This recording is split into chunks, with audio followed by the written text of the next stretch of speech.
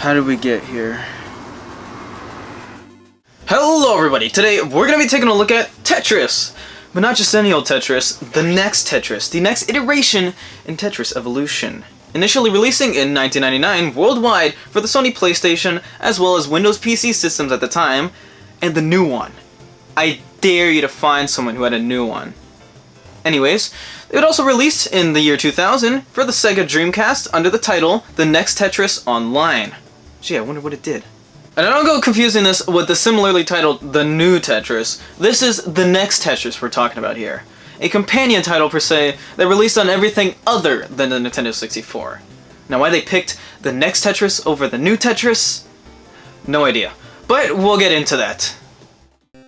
So, my introduction to this game was actually the other far more popular title by Blue Planet Software, Tetris Worlds, which came with a PS2 bundle my mom got me secondhand growing up. Now those of us who've played a decent amount of Tetris over the years know all about the modern day mechanics. Those who played for longer remember it just as the fast drop and the left and right turns. Well, while Worlds was definitely the biggest game to establish it, it wasn't the first. And you know what? Neither was the next Tetris. Let's see what happened to Tetris in '99.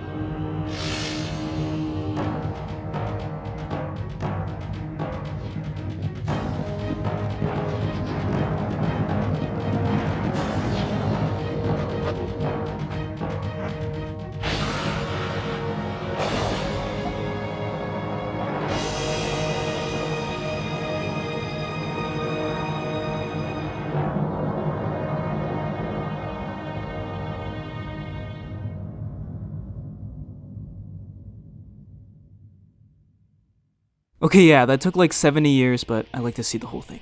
So this is the Tetris menu, because this offers Classic Tetris and the Next Tetris, just in case you're afraid of change, which honestly, I don't blame you here. But like I said, we'll get into it! With that being said, let's jump into Classic Tetris. And by jump in, yeah, you kinda just jump in. I hope you didn't have plans because you're being thrust into war! Yeah, my first time entering this menu, quote-unquote, I got whiplash and thought my controller double inputted or something. Anyways, what do I have to say about it? Classic Tetris is just Tetris. Everyone knows Tetris. You don't know Tetris? How? I swear this shit's taught in schools. Well, yeah. If you want specifics, it plays like Game Boy Tetris. Are you happy now? If you're someone who clearly has nothing better to do, you won't get anything more than that because this is a review for normal people. Like me. What we're mainly after is the next Tetris experience, and thankfully in the Game Over menu, you have a choice to jump straight there. No back to menu button though, probably because this is the main menu. It's so confusing, why is Classic Tetris even an option when it doesn't even supply you with the Classic Tetris options? Also, side tangent, it abbreviates the next Tetris here even though I swear it can fit. So, moving on from whatever that was, we've got ourselves a next Tetris menu to decipher. First thing, I don't like it. It's off-center with no real balance, and because of these Tetris pieces not being balanced artistically, they go towards the menu, which would be fine if it wasn't like 80% transparent. Also, to add insult to injury, poo brown isn't the best color, not gonna lie. At least add stars to the pitch black to match the cover art. Okay, enough shit talking. As per usual, we'll start small, and thus, we're entering the leaderboards. With this being local only, there's only as much as you put onto it, which clearly in my case is not a lot. It pretty much spans through every mode though, so that's at least neat. Next is the options with your typical options of fare, now with added CD player. Oh hell yeah, we're about to get sick as fuck in here. Give me that shit. The layout is pretty funky though. CD player on top, sure. But why is it 1, separate from everything, and 2, grouped to the credits of all things? Why is delete player all alone, separate from the other save data options, and missing an accompanying delete data option? And the standard options being crammed all the way at the bottom are also kind of weird, but what it lacks in organization, it more than makes up for things to do in here. The save options allow for multiple profiles to coincide with the leaderboards and allow for nice long names. Load loads, and the CD player is just that. Also credits. With the remainder of these modes more or less just being variations of the main mode, means... Everybody clap your hands and get ready, because now it's time for... 1 player! Oh, but wait, before we start playing, let me just bump some Linkin Park. Yeah, in case you are confused, no. They weren't including a random feature the PlayStation already had. This is one of the old school ways of having custom soundtracks in your games. Hot swapping CDs. The original Xbox would use imported soundtracks on the hard drive, and the PSP could use your MP3s. Sometimes. Yeah, this was a somewhat common feature back in the day, and judging by the fact that I miss it, probably means that it's not around anymore. Anyways, yeah, Tetris. Wait, what the fuck? Get that shit off my board! What, did the last person to play just not clean up after themselves or something? Also, don't know what the green line does. Never affected me during gameplay. Don't know why it's there. Another thing you might notice is, whoa, some of these Tetris pieces are interracial. The Tetraminos or Tetraminos, whatever the hell you want to say, are accompanied by Multiminos. These guys have special properties. They're sticky with frail bodies, like a baby deer, covered in tar. Yeah, the pieces cascade and combine with the other pieces of the same color. If this seems familiar to you, yes, Sticky Tetris became a separate mode later on. But here, it's what was supposed to be the next Tetris. Yeah, no. This is more like a spin-off. Tetris 2 tried it, and judging by how many of you watching have probably never heard of it, shows how well that did. Yeah, Tetris is way too well established, especially by '99, to make such a drastic change to the formula. Not only just that though, but the magic of Tetris is how stupid easy it is. Any sort of weird complication just takes away from the perfection. I hate to break it to you, but it ain't exactly easy to strike gold twice, unless you're a gold miner trained in the field. Also, the one-player mode treats the clearing of garbage on the bottom layer as a win condition, and levels don't merge into one another. That's the main difference between it and Score Marathon mode, which plays like standard Tetris, but uses the next Tetris gameplay. Oh, but what about standard Marathon, you cry? Well, it's literally just one player without the clear 3 lines in 5 minutes thing, which increases rank, thus ramping up the difficulty. Hey, maybe that's what the green line reflects. Yeah, for being a Tetris game, this can be kinda confusing. I feel like they label so many things off, like practice mode. Yeah, this is actually a puzzle mode, as you have set layouts and a number of pieces to complete each of these, well, puzzles. Not a whole lot to it. It does help you get used to the sticky Tetris mode, I guess, so the naming isn't all too bad. The thing is, me personally, when modes are labeled tutorial or practice, I never enter them. It's a damn shame when things like this are hidden away behind them. Think Wii Sports training. There's literally a leaderboard for this mode and each puzzle in it.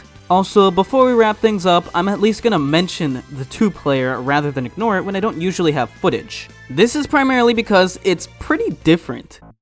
In short, it's 1 player, but 2 people fight for that goal simultaneously. There's a much shorter timer at 2 minutes, with added rules when it runs out. Again, it gets confusing and I'm only summarizing. There's no garbage for combos, but multi-lines spin the shit out of your opponent's board.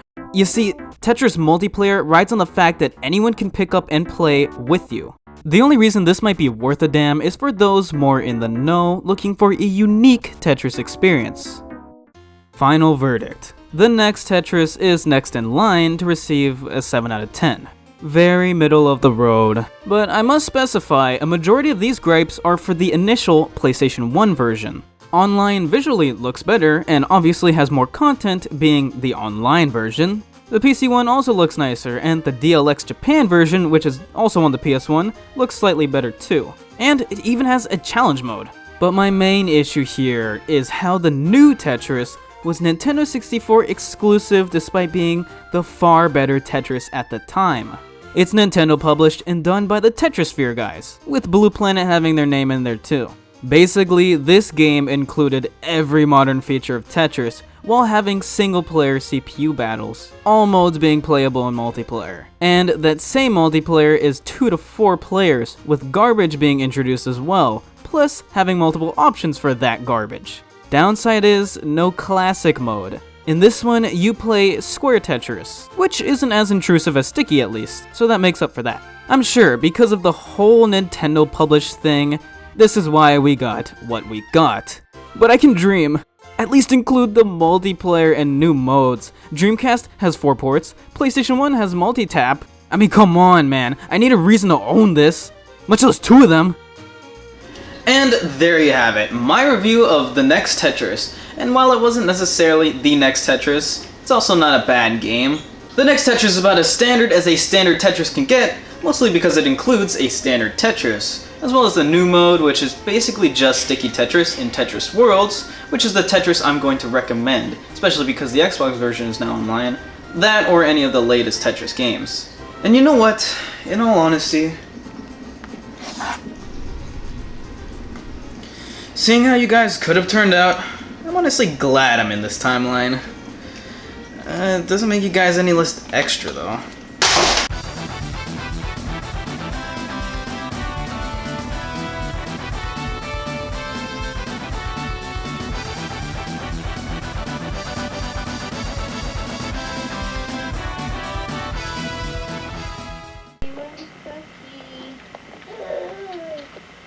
Anthony, what do you do with that controller?